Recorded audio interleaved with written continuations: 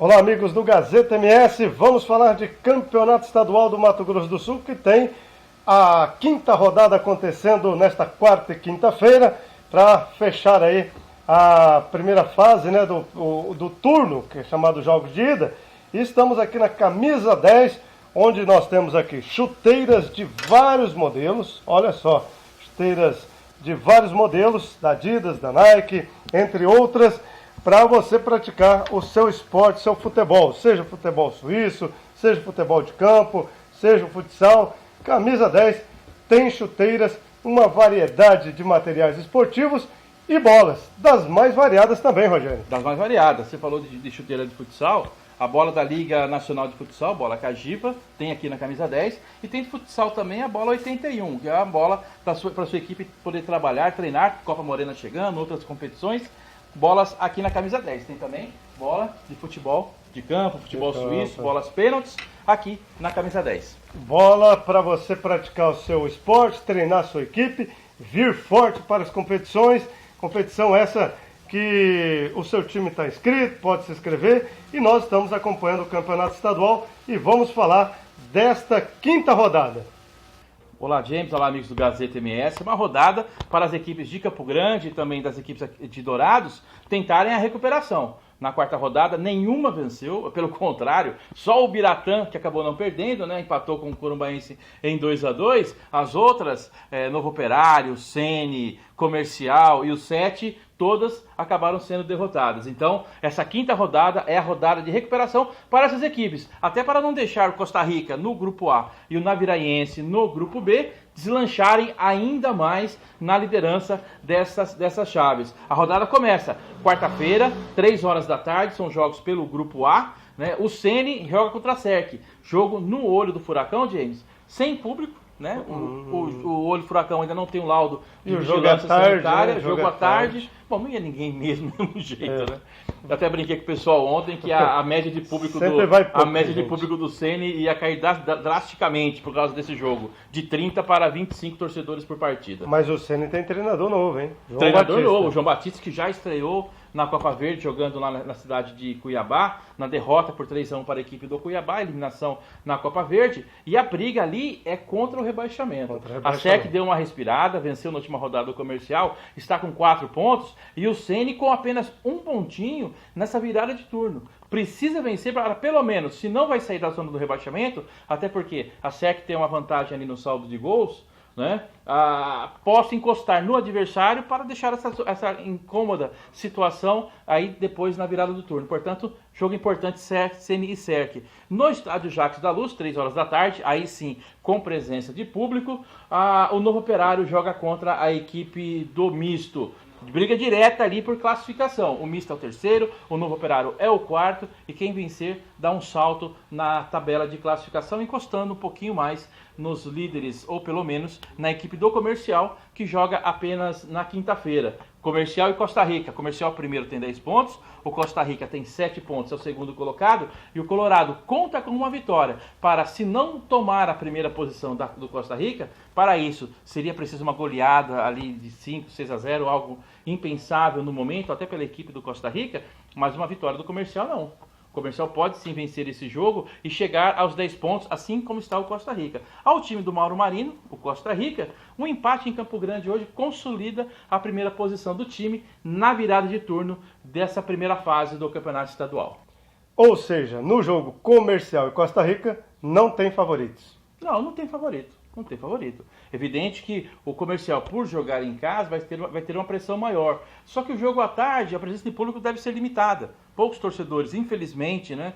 A tabela do Campeonato Sul-Mato-Grossense acabou não favorecendo muito as equipes de Campo Grande. Só como exemplo, na última rodada, no final de semana, nenhuma partida na capital, o Campo Grande, que tem 3 equipes na competição. E agora, 2 jogos em Campo Grande, né, 3 jogos em Campo Grande, desculpe, e nenhum, e todos numa quarta-feira à tarde, né, infelizmente. Então, voltando um pouquinho, o Comercial joga em casa com a presença limitada de público, e isso deve fazer com que o Costa Rica iguale as situações. É um jogo sem favorito. Vamos falar do grupo B, que tem 7 de setembro, Ivinhema no Douradão, Águia Negra e Biratã no estádio Ninho da Águia, Corumbaense e Naviraense jogando lá no Arthur Marinho. E esse grupo, hein, Rogério? Todos os jogos às 8 horas da noite dessa quarta-feira. Vamos começar pela partida do 7 contra o Ivinhema. Esse jogo no estádio Douradão. O 7 hoje é o quinto colocado. Os dois times vêm de derrota, né? Os dois times vêm de derrota e uma briga direta ali também por posição. O Ivinhema ficou nos 5 pontos. O 7 está com 4. Uma vitória do 7 recoloca o 7 na zona de classificação e pode tirar o Ivinhema. Né? Depende do resultado do Corumbaense daí. Desculpe, não depende do resultado do Corumbaense. Se o Ivinhema perder, sai da zona de classificação. Sai da zona de classificação. Então, a vantagem, ou apenas isso aí, apenas estatística também, porque as equipes são completamente diferentes, é que o Ivinhema sempre leva vantagem sobre o 7 jogando no estádio Douradão. Foi assim nos últimos anos, nas últimas 3, 4 partidas foram só apenas vitórias da equipe do Ivinhema. E esse retrospecto pode, de repente, aí, influenciar favoravelmente a equipe do Azulão do Vale. É evidente que isso aí é apenas estatística, números, e isso não entra em campo. As equipes estão preparadas para vencer esse jogo, tanto o 7 quanto o Ivinhema. Agora, o 7 tem um problema, né? Dificilmente joga bem dentro de casa, né?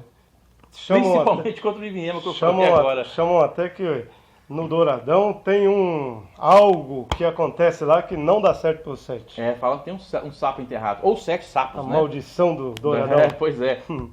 Mas o 7 precisa reverter essa situação. Então hoje, buscar essa primeira vitória em casa, só jogou 2 vezes, né? Jogou contra o Corumbaense.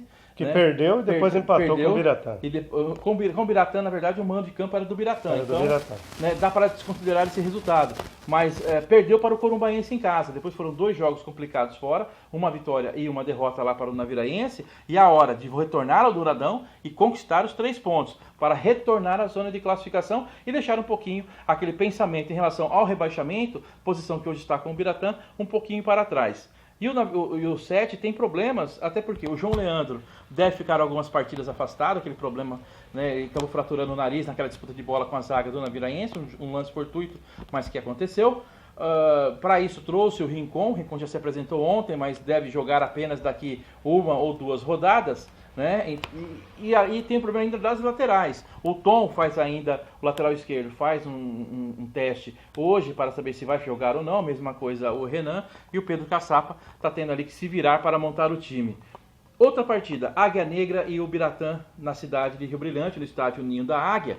O Águia Negra, empolgado pela recuperação do campeonato, venceu o Ivinhema fora de casa por 4-2, e enfrenta um Biratã que aos poucos está entrando no eixo. Infelizmente está demorando muito, infelizmente para a torcida do Biratã, isso está demorando um pouco ainda para acontecer, até pela situação da equipe, a montagem, a preparação e tudo mais. E tem hoje